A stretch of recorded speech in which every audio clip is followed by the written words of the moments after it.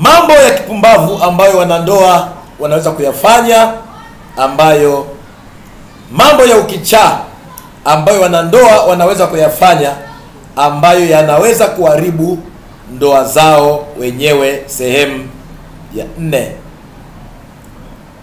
Katika sehemu ya 4 nataka nikuonyeshe mambo gani ya ukichaa ambayo unaweza kuyafanya, ambayo yanaweza kuharibu ndoa yako mwenyewe, ambayo ni udhihirisho ya kwamba akili yako haijakaa vizuri wewe kama mwenza wa maisha.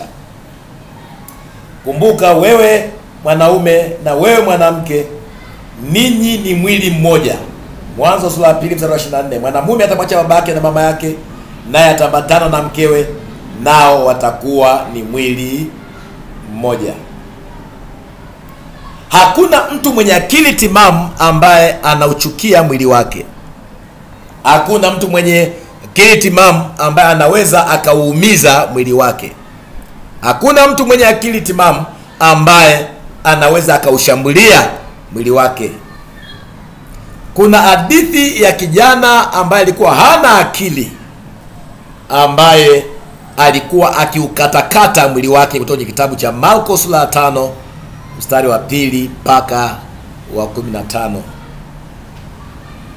Biblia inasema ya kwamba mwanamke mwenye hekima huijenga ndoa yake mwenyewe, au huijenga nyumba yake mwenyewe, bali yule ambaye ni mpumbavu huibomoa kwa mikono yake.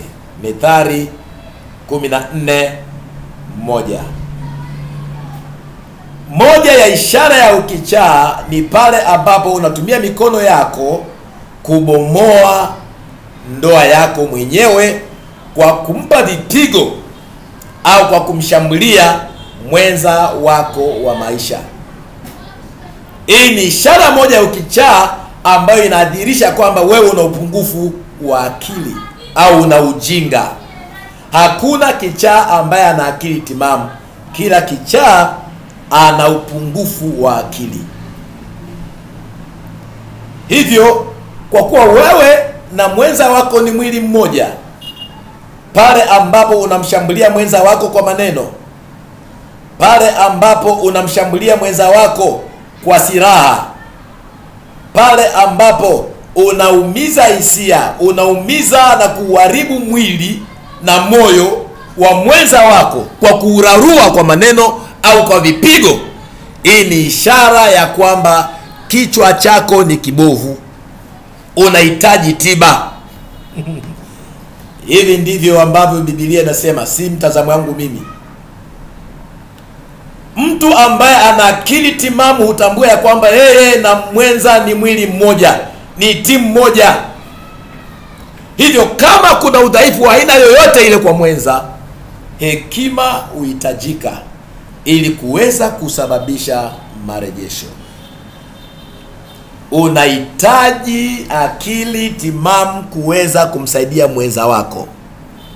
Udhaifu wa mwenza wako haupo kwa ajili ya kushambuliwa.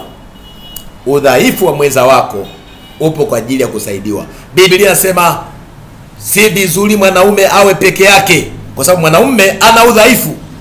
Nitamfanyia msaidizi wa kufanana naye. Udhaifu wa mume wako, udhaifu wa mke wako si kwa ajili ya kushambuliwa. Wewe uko pale kama supporter. Wewe uko pale kama msaidizi. Kuna mahali ambapo wewe una nguvu, ambapo mwenza wako hana nguvu. Ndiyo maana Mungu amekuweka ili kuweza kufanyika msaada kwa huyo mwenza. Kwa hiyo watu wenye akili timamu usimama na wenza wao majira yote, nyakati zote, wakati wowote. Watu wenye akili timamu huwa hawashambulii udhaifu wa wenza wao, bali ukaa chini na kuwasiliana au kuongea na wenza wao ili kuweza kutafuta suluhu kwa amani, kwa utulivu na kwa upendo. Ninamwomba Mungu aweze kukupa akili timamu ili uweze kusimama na mwenza wako nyakati zote, ili uweze kuijenga ndoa yako. Kwa ajili ya mafundisho mengine endelea kufuatilia mafundisho yetu ambayo yataendelea kujenga na kuboresha ndoa yako katika jina la Yesu Kristo. Kwa ajili ya mawasiliano, maombezi au msaada mwingine wote wa ushauri, unaweza kusema pamoja nami kwa namba hizi 0715 832 005, au unaweza ukawasiliana pamoja nasi Kigamboni, Kibugumo, Mzambaruni stendi kwenye kanisa la Valley of Life. Mungu akubariki. Tuonane kipindi kingine majira kama haya.